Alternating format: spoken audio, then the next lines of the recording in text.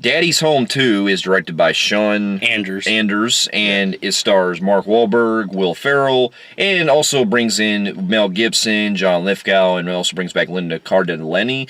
Can't pronounce her name correctly, sorry about that. And this is the sequel to... John Cena. And John Cena as well.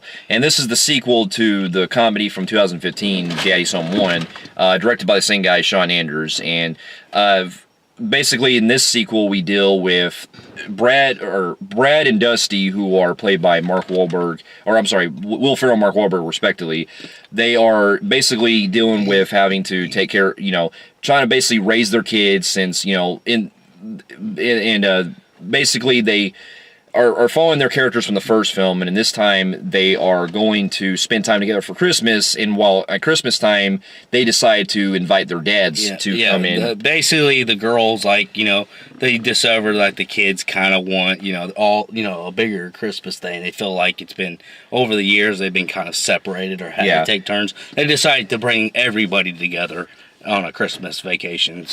And to kind of go a little backstory, the first film was about Will Ferrell's character was the stepfather of Mark Wahlberg's kids and everything, and then the first one dealt with Mark Wahlberg having to playing the badass boy, trying to one up everything with Will Ferrell. And this time they pretty much are friends at this point in the second one, and basically it deals with them having to bring their fathers, both of their dads, home for Christmas. Mark Wahlberg's dad is played by Mel Gibson, and you got Will Ferrell's dad, who's played by John Lithgow.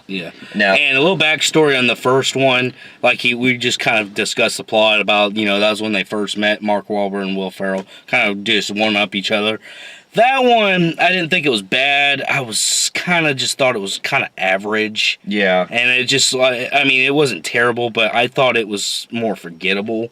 Yeah. Yeah. Because I finally watched the first one, actually, the day before we did this, we went and seen the second one, because I kind of held off on it because, to be honest, I'm hit and miss with Will Ferrell's comedies. So there's a lot of his that I especially always... lately. Yeah. I haven't watched a lot of his films together, and in fact, the only other film I watched with him and Mark Wahlberg before Daddy's Home was when they appeared in Other Guys. Yeah. And so it's cool to see them back again doing together.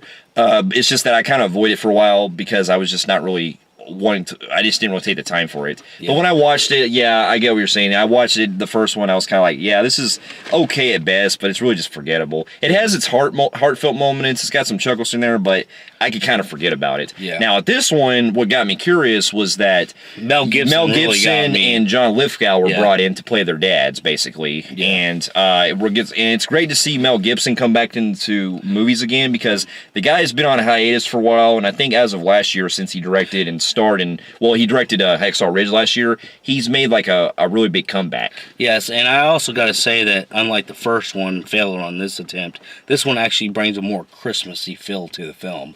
With the whole snow, it shows more Christmas in this one. Yeah. The other one, it was kind of really minor. It was around Christmas time. Well, it was a fake at Christmas. Basically, in the first film, Will Ferrell tries to do try to pretend that it's Christmas and for the kids, basically. Yeah, and it just, and that one actually came on Christmas Day. Yeah. It felt weird for a comedy like that. But yeah, but anyway, with this one, I really didn't have much expectations besides, some of the trailers that I watched with those two brought in.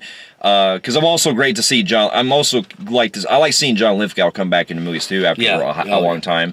Yeah. So after seeing the film, I can honestly say that it was actually better than I expected it to be. A lot better expected. We were getting a lot of reviews saying that this was actually worse than the first one, which got me kind of worried because after seeing the trailers, I had a hard time believing people on that because, you got Mel Gibson and John part of the cast, and the trailers just made me kind of think there's no way that could be worse than the first one, and it wasn't. It was actually topped the first one in my opinion. I really felt it looked at the first one, but brought it to make more of the comedy work a lot better. Because the first one and this one, I can even say, they bring in heartfelt moments at least, but I felt like they pushed the comedy a lot funnier this time in the second one. Yeah. So to kind of get into it with my pros, I'll say that I enjoyed the cast. I think the strongest pros I have is Mel Gibson and John Lithgow. They are the main guys that hold this film together. And it's funny because like I said, all right, everybody does really good in this film. I have a blast. I don't really depending on what we're talking about, no one really annoyed me. Everybody was pretty good.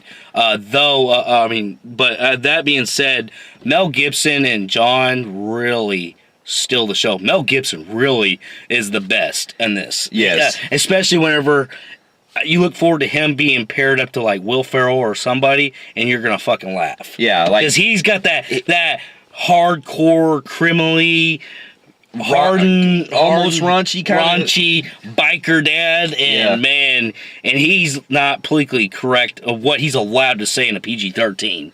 I would have loved to see him more harder, or to see what they would do with him, because Mel Gibson is underrated with his comedy. He is fucking hilarious. He is. And if you want to see something where it kind of similar with something with him, kind of similar to almost like Jack Black might have, or Shane Black might have wrote, go see Bloodfather. Man, that shit had me fucking rolling with his one-liners.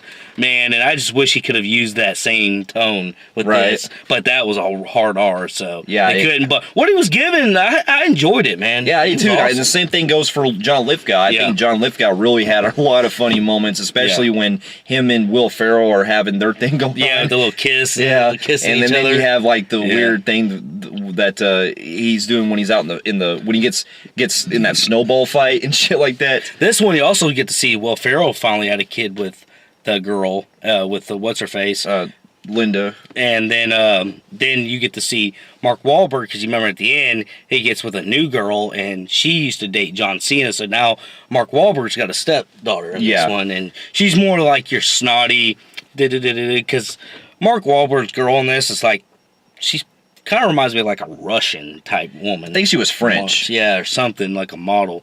But they play like her and her daughter's kind of like, they're like, they don't get into the outdoorsy type thing. They're always on their phones and technology type thing.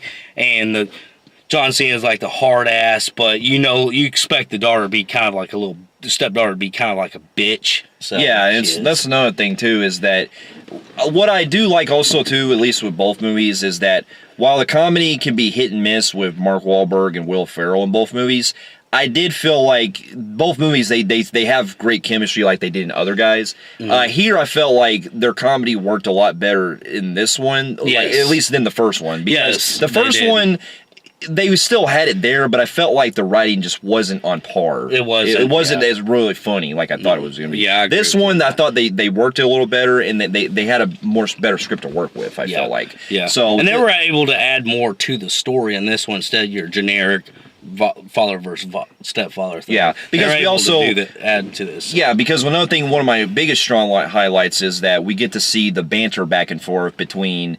Not only do we get to see them basically Mark Wahlberg and Will Ferrell trying to debate with their dads and stuff, but also in trying to raise their kids properly. But we also get to see the grandparents actually trying to teach their kids stuff, which is funny. Yeah. Like when Mel Gibson's trying to teach his son how to. You got John. He's playing more of the lighthearted grandpa, and he's like, he's kind of like dumbed down, telling funny, stories like and telling stuff. Stories like being friends. He's just like this really too nicey, really happy-ish. It's weird to explain, but he's more like a nerdy, over flamboyant, grandfather. And then you got Mel Gibson kind of being like the hard raunchy, like he goes trying to give his grandkids guns, and then he's like telling jokes like about two dead hookers. Yeah, when everybody's trying to do Christmas stories, he's like the hardcore, And then you get a backstory where you kind of predicted that Mel Gibson's playing the guy that fucks all kinds of women and shit. Yeah. So, and you get to see him and why Mark Wahlberg, because you get it in the trailers, that they probably didn't have a good fucking relationship. And you get to see that. And they pretty much go at it, and you got everybody fighting in this. Yeah, so I felt like this one did also have some heartfelt moments too, like we get into, because I like the whole Christmas setting and how it basically. I liked how they did. It's been in the time in a way, and I'm gonna say it's probably like a good comparison would be something like. Meet the Fockers, where you're meeting the parents of the main characters and stuff. It's like a mixture of that And with some Christmas Vacation with grown-ups too. Basically, with everybody coming together under one cabin. Yeah. And it kind of reminded me of Grown-Ups did that. Yeah, I remember. Yeah. So that's like a mixture of all three of them. And I really got into it when it got to this cabin thing that Mel Gibson rents out because they didn't want to fight over whose house is going to host. So. Yeah, because they weren't just rehashing the stuff from the first one. So. They do kind of do that with the whole, because in this one they do kind of have still banter going on between Mark Wahlberg and Will Ferrell like they did in the first one, but they don't do it like it's basically a rehash necessarily. It's more of just like that's basically what their characters are. Yeah. So to and speak. there's a lot of funny parts, especially when they actually give a bigger role for the little boy. Yeah, which I actually really liked because he wants to basically wants to go out, he likes this kind of Asian girl. Yeah, it's an Asian girl. It's this girl that's living next door to that cabin that they go to, and he wants to try to talk to her, but he's scared to. So he tries to get advice from everyone, and it's not going to spoil what happens. The daughter even gets a bigger role too because she's kind of playing the the independent kind of like. Yeah, well, she's trying to be like the normal girl she was in part one, but then she has a bad influence. Mark Wahlberg's stepdaughter is kind of like a bad influence girl, trying to let's get into alcohol and shit like that. So you get that part, and she kind of plays doing bad stuff. So yeah, so I got into some of the stuff they got in this more in the first, but so now here's kind of where I get to some of my cons. While I was enjoying the film and I got into I thought it was funnier, it still kind of had like the same type of problems where some jokes, they felt like they took it a little too not really too far, but like they kind of ran it too much in the ground at some points, or they were kind of stale in parts. Yeah, and stale. And even though I liked Will Ferrell, I thought he was the one that kind of delivered a lot of the staleness because he has that same Will Ferrell we see in every fucking movie. Yeah. And at times where he over exaggerates, like just act. Though like that. I do like his physical comedy parts when he's getting when he's doing like the Christmas Vacation stuff. Yeah, the Christmas Vacation where he's putting up the lights and all kinds of shit's fucking up. I did like that. Now, my other con I like to add to this was, even though I thought they let John Cena in too late in this film, because we don't see John Cena until literally 15 minutes till the movie's over, and I thought he came in earlier, and because of that, he comes into the story, and then the next scene, it's like he tries to make it look like his character's been there all the time, and he hasn't been, and it just feels like it was rushed. It was rushed to the point of what was even the point of getting him in the film. That's what I'm saying. Yeah, I felt like they could have built a lot more. Not just that, but the whole story involved with that is because there's a subplot involving Mark Wahlberg trying to get to know his stepdaughter since he's newly married, and her stepdaughter she's basically refusing all the time, saying, "You're not my dad." That's basically her line in almost every scene. So that was another thing that kind of annoyed me, because I was like, okay, they're running this joke way too far. So not only that, I really didn't really get the whole. It turned into like a High School Musical towards the end.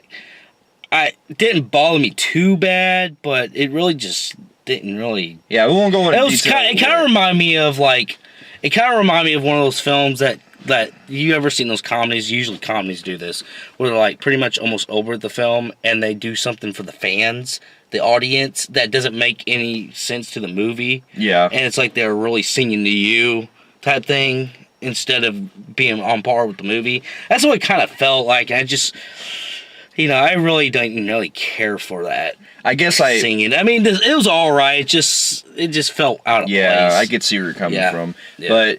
But, I mean, there's some other things too, like some of the... I mean, that's really like the main two biggest flaws I have, because, I mean, while I did think the film is funnier than the first one, I did feel like it is still kind of running the same type of standardness as far as these type of comedies, but it's still doable. So with that, I can honestly say that it is a step up from the first one. Yeah.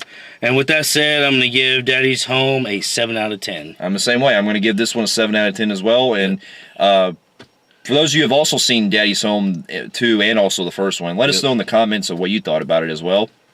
And if you like what you see here, you can feel free to like and subscribe to our channel and check out some of our other reviews. And also feel free to check out our website at filmfreaks.com, and we'll be seeing you in our next review. We'll see you later. Later.